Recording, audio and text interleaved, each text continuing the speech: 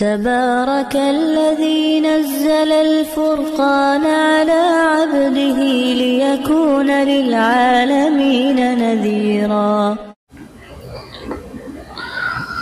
الحمد لله الذي أنزل على عبده الكتاب ولم يجعل له عوجا، والصلاة والسلام على نبينا محمد المصطفى صلاة وسلام طيبا مباركا كثيرا كثيرا۔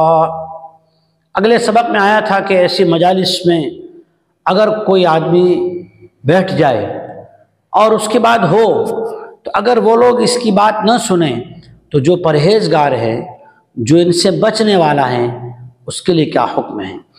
اعوذ باللہ من الشیطان الرجیم، بسم اللہ الرحمن الرحیم۔ وما علی الذین یتقون من حسابهم من شیء ولکن ذکری لعلہم یتقون۔ اور جو پرہیزگار لوگ ہیں، اللہ سے ڈرنے والے لوگ ہیں، ان پر ان مذاق کرنے والوں کا، ان غیر شرعی کام کرنے والوں کا، جن مجالس کا پہلے سبق میں ذکر ہوا، جن مجالس میں جو لوگ شریعت کے مذاق کرتے ہیں یا دین کی باتوں کو جھٹلاتے ہیں، اگر ان کے ساتھ کوئی متقی پرہیزگار ہے اور ان سے نفرت کرتا ہے، اس گناہ سے نفرت کرتا ہے، اس بری عادت سے، اس بری چیز سے نفرت کرتا ہے، تو ان کا حساب، جو کرنے والے ہیں ان کا حساب اس پرہیزگار سے کچھ بھی نہیں لیا جائے گا۔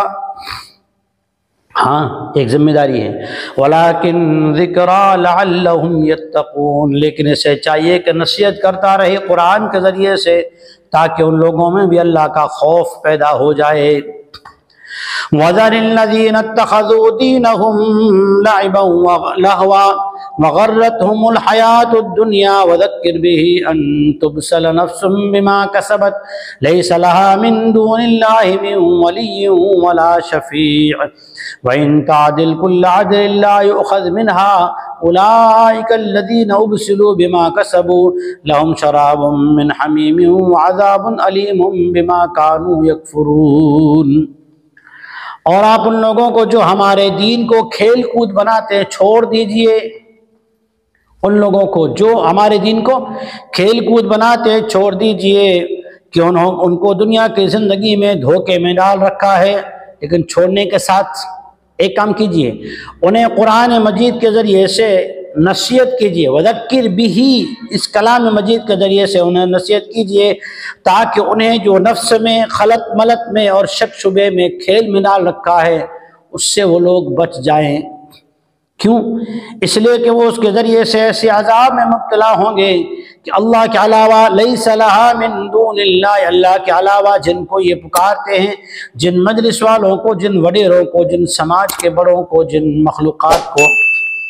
یہ لوگ پکارتے ہیں، یہ اللہ کے مقابلے میں کوئی بھی ان کا کام بنانے والا، شفاعت کرنے والا، نگرانی کرنے والا کوئی نہ ہوگا، اور وہ وقت بھی اس سے بھی بچ جائیں قرآن کی نصیحت اگر مان لیں۔ وَذَكِّرْ بِهِ أَن تُبْسَلَ نَفْسٌ بِمَا كَسَبَتْ،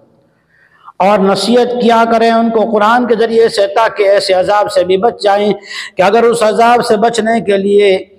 وَإِن تَعْدِلْ كُلَّ عَدْلٍ، اگر بہت کچھ فدیے میں، سب کچھ فدیے میں دے دے تو فدیہ قبول نہیں کیا جائے گا۔ یہی لوگ ہیں کہ انہوں نے وہ گرفتار ہوئے اپنے کیے میں، اولئک الذین ابسلوا، اپنے آپ پر پورا ڈھانپ لیا، بما کسبوا، گناہوں کو اتنا کیا کہ گناہ ان کی نشانی بن گئے، شرک کو اتنا چلایا کہ وہ شرک ان کی علامت بن گئی، دین کی مذاق اتنی کی کہ وہ مذاق ان کے لیے دنیا اور آخرت کی ناکامی بن گئی، ان کا نام بن گئی، گناہ میں اتنے گئے کہ وہ گناہ ان کی پہچان بن گئی۔ اولئک الذین ابسلوا بما کسبوا، ان کے لیے سزا کیا ہے؟ لہم شراب من حمیم، ان کو کھولتا ہوا ابلتا ہوا پانی ان کو پینا ہے، اور ان کے لیے دردناک دل جلانے والا عذاب ہے، اس لیے کہ وہ لوگ انکار ہی کرتے رہتے تھے۔ اللہ تعالی ہمیں قرآن سے نصیحت حاصل کرنا نصیب فرمائے، قرآن والوں سے نصیحت کرنا نصیب فرمائے، اللہ تعالی ہمیں دین کی باتوں کو مذاق بنانے سے حفاظت فرمائے،